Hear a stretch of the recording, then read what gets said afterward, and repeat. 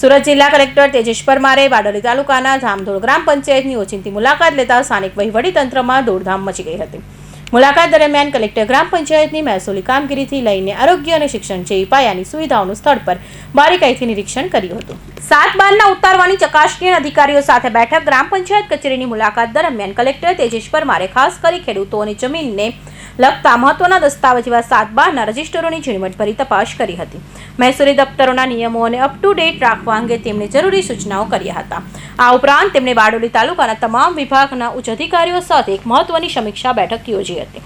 તેમાં સરકારી યોજનાઓનો લાભ છેવાડાના માનવી સુધી સમયસર પહોંચાડવા માટે કડક આદેશો આપ્યા હતા. આયુષ્માન આરોગ્ય મંદિરની મુલાકાત. ગામમાં આવેલા હેલ્થ એન્ડ વેલનેસ સેન્ટરની મુલાકાત લઈ કલેક્ટરે ત્યાં ઉપલબ્ધ તબીબી સુવિધાઓ, દવાનો જથ્થો અને દર્દીઓને અપાતી સેવાઓની સમીક્ષા કરી હતી. આરોગ્ય સ્ટાફને માર્ગદર્શન આપતા તેમણે જણાવ્યું કે ગ્રામીણ વિસ્તારના નાગરિકો ઘર આંગણે જ ઉત્તમ સારવાર મળી રહે તે દિશામાં વહીવટીતંત્ર કટિબદ્ધ છે. ડ્રોપ આઉટ વિદ્યાર્થીઓ સાથે સંવાદ, શિક્ષણ પ્રત્યે જાગૃતિનો પ્રશંસનીય પ્રયાસ આ મુલાકાતની સૌથી મહત્વની કડી શિક્ષણ ક્ષેત્રે જોવા મળી હતી. રાજ્ય સરકારના ડ્રોપ આઉટ રેશિયો ઘટાડવાનું અભિયાન અંતર્ગત કલેક્ટર ધામધોળ ગામના એવા વિદ્યાર્થીઓ અને તેમના વાલીઓ સાથે રૂબરૂ મુલાકાત કરી હતી, જેમણે અધવચ્ચે ભણતર છોડી દીધું હતું. કલેક્ટરે આ બાળકને કોને શિક્ષણનું મહત્વ સમજાવી ભવિષ્યના ઉજ્જવળ બનાવવા માટે પુનઃ શાળાઓ અને જવા અને આગળ અભ્યાસ શરૂ કરવા માટે પ્રેરણાત્મક સમજાવટ કરી હતી. એટલે અમારે જનરલી દર મહિને અલગ અલગ ગામોની મુલાકાત લેવાની હોય છે, જેમાં એપેન્ડિક્સ એ અને સામાન્ય દફતર તપાસણી કરવાની હોય છે. સાથે સાથે બીજા પણ જે ગામના સરકારી સુવિધા જે આપણે આપીએ છીએ અને જે અલગ અલગ સ્કૂલ, આંગણવાડી વગેરેની પણ આપણે મુલાકાત કરતા હોઈએ છીએ. એટલે આ સંદર્ભે જ આજે ધામડોદ ગામની આજે મુલાકાત કરવામાં આવી હતી.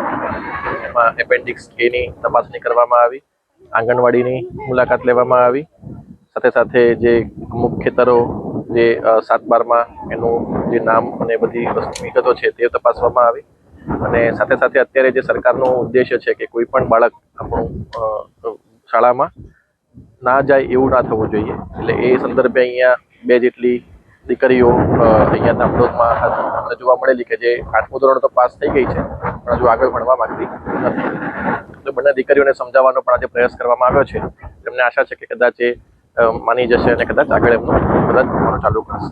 એટલે તમામ સરકારી સહાય યોજનાઓ, તેની પરિસ્થિતિ અને એનું મૂલ્યાંકન કરવા માટે આજે અહીંયા મુલાકાત કરવામાં આવી. સરકારની તમામ કલ્યાણકારી યોજનાઓનું ગ્રામ્ય સ્તરે યોગ્ય અમલીકરણ થાય તે હેતુથી આ મુલાકાત લેવાય છે. મહેસૂલી કામગીરી પારદર્શક બને, આરોગ્ય સેવા સુદૃઢ બને અને બાળપણ શિક્ષણથી વંચિત ન રહે તે અમારી પ્રાથમિકતા છે. Suresh Rathod, Hind TV news, Bardoli.